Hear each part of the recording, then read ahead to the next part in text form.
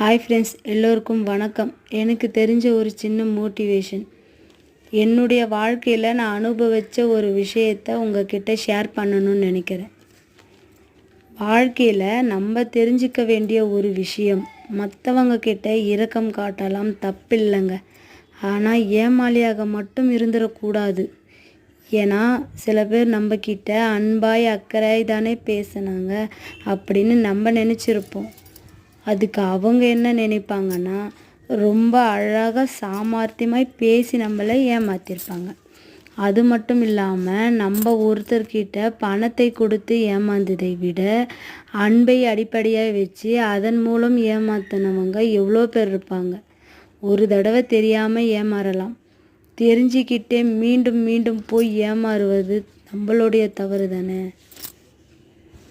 இந்த வீடியோ பிடிச்சிருந்தால் லைக் பண்ணி சப்ஸ்கிரைப் பண்ணுங்கள்.